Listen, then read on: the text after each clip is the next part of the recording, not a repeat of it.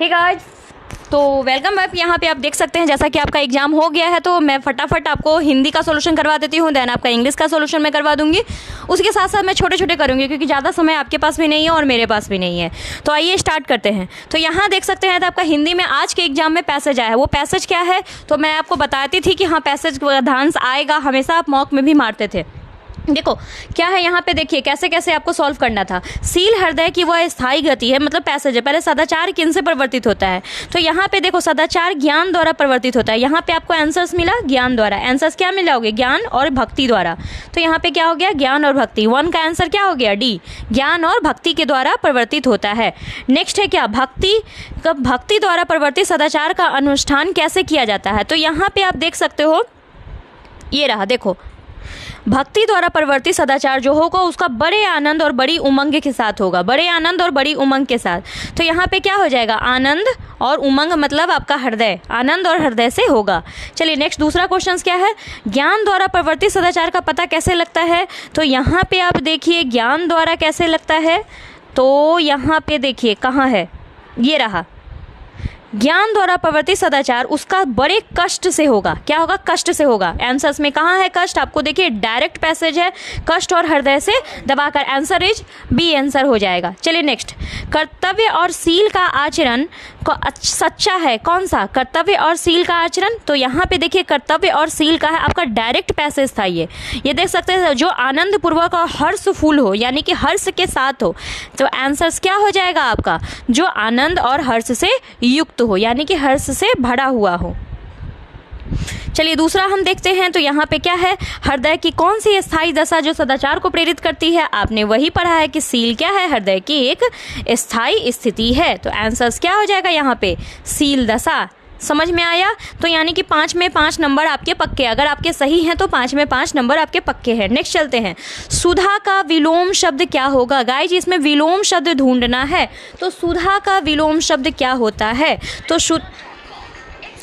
तो सुधा का विलोम शब्द होता है आपका गरल, हलाहल।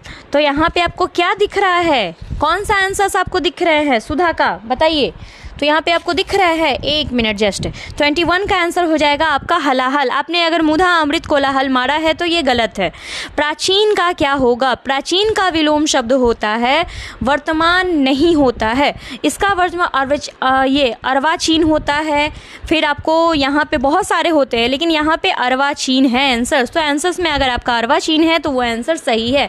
खैर मैं जो बता रही हूँ इस आंसर कल जो ऑफिशियल आएगा उस आंसर पर आप 100%, तो ये नहीं कि मैं जो बता रही हूँ तो मेरे से आंसर्स मैच नहीं हुआ तो आप डिमोटिवेट हो जाओ, ऐसा कुछ नहीं है। कल जो आंसर आएगा वो फाइनल होगा। चलिए नेक्स्ट, उपेक्षा का विलोम शब्द क्या होगा। वैसे आपके 80% यहाँ पे आंसर्स मैच होंगे ही। उपेक्षा का, तो उपेक्षा का ये होता है अपेक्षा होता है। चलिए नेक्स्ट क्वेश्चन देखते हैं, निराधार। निराधार में कौन सी संधि है, कितनी बार मैं आपको पढ़ाई हुई थी निराधार। तो निराधार में आपकी कौन सी संधि है बताइए। तो निराधार में आपकी विसर्ग संधि है। विसर्ग संधि का क्या रूल था, क्या रूल की बात हम बाद में करेंगे। ज्ञानोदय की संधि कौन सी है, ज्ञान प्लस उदय, इसमें कौन सी संधि है ये, तो ज्ञानोदय। ज्ञानोदय में व्यंजन संधि है। कौन सी संधि है, तो व्यंजन संधि है। चलिए नेक्स्ट क्वेश्चन, सम्मार्ग में कौन सी संधि है। पहले संधि विच्छेद कर लीजिए, सत्य प्लस मार्ग सम्मार्ग होता है। तो इसमें कौन सी संधि है आपका बताइए, 27 में 26 में, तो इसमें व्यंजन संधि है। 25 में व्यंजन संधि में मरवाई हूँ ना, 25 में। चलिए बहुत अच्छी बात है, व्यंजन संधि है। चलिए सर्कस उपन्यासकार के रचयिता कौन है। तो वैसे तो बहुत सारे आपको मिलेंगे लेकिन सर्कस के ये हैं आपको, संजीव है। कौन है, संजीव। ऑफिशियल आंसर्स आने दीजिए, देखिए क्या होता है।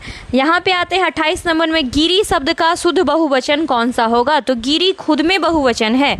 गिरी क्या होता है, खुद में, तो इसका गिरी ही होगा।